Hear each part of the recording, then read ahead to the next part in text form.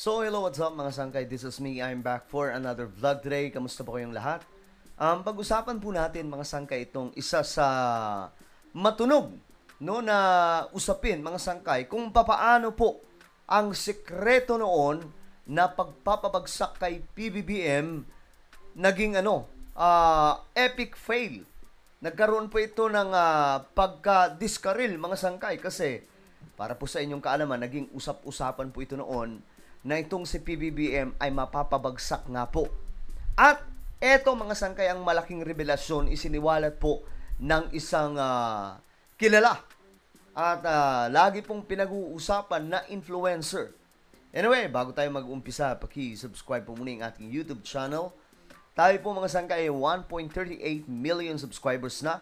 Kaya naman kung ikaw ay hindi po nakakapag-subscribe, ano pang hinihintay mo? I-click nyo po yung subscribe button na makikita po sa ibaba. I-click nyo po yung bell at i-click nyo po yung all. At sa mga nanonood naman po sa Facebook, i-follow nyo po yung ating Facebook page. Sa lahat ng mga solid sangkay, shoutout po sa inyong lahat. Mag-comment po kayo sa ibaba ng hashtag solid sangkay. So eto na nga mga sangkay, pag-usapan po natin itong malaking isiniwalat. Na actually, may alam po tayo mga sangkay.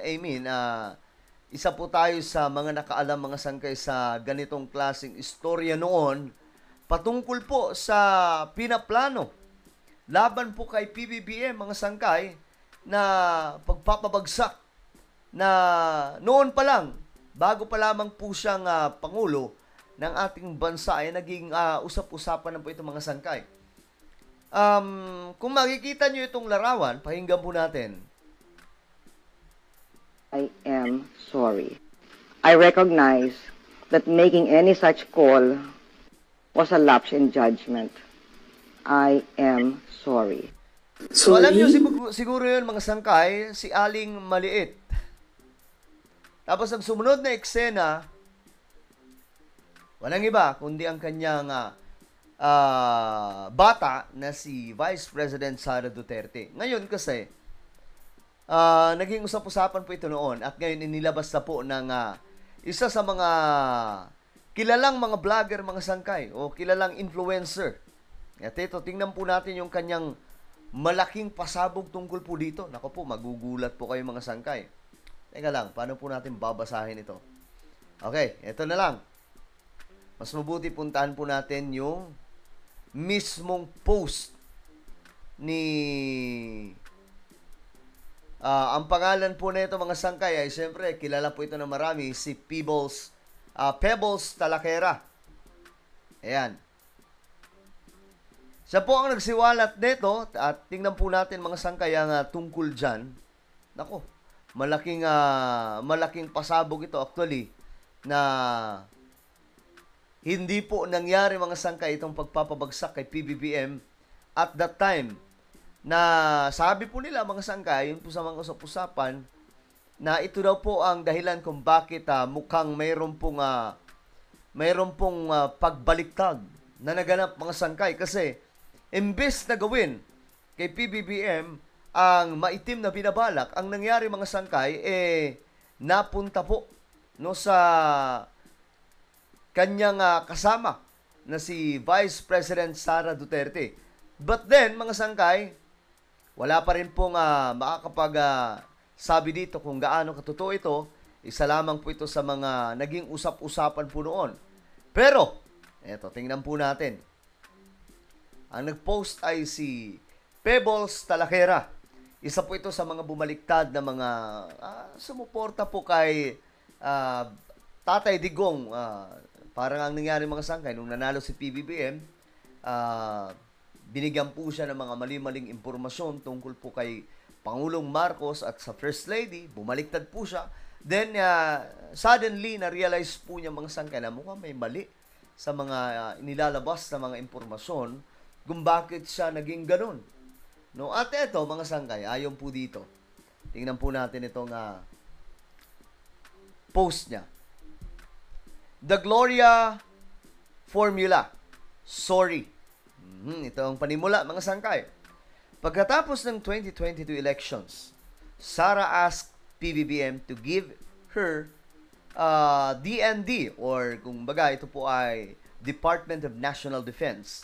At the same time, Gloria persistently asked PBBM to elect her as Speaker of the House. So nakikita niyo ba mga sangkay yung possible scenario kung napagbigyan ni PBBM ito? Isipin niyo ang Vice Presidente ay magiging Secretary ng Department of National Defense. Ibig sabihin, magiging hawak niya po yung sandatahan o puwersa ng ating bansa. And imagine kung si Speaker, kung ang Speaker of the House ay si former President Gloria Macapagal Arroyo. So sobrang dali mga sangkay, ayon po sa mga mga interpretasyon nila, mga teorya nila, sobrang dali masabotahe ang administrasyon ni PBBM. Ito, ituloy natin mga sangkay. Kung nangyari yun, perfect ang plan nila na hindi na kailangan antayin ang 2028 for Sara to be president. Kayo na ang humusga. Bakit kaya galit na galit si Sara kay Speaker? Mukhang ito mga sangkay, nagkakaroon po ng koneksyon yung mga haka-haka ng iba. Kaya daw po galit na galit si VP Sara kay Speaker. Dahil din pala sa na-diskaril na pinaplano mga sangkay against our President. Ayon sa kanya, the Speaker was one of those who advised the President to offer Sara other cabinet posts like DepEd. Then, PBBM anoint Martin as Speaker.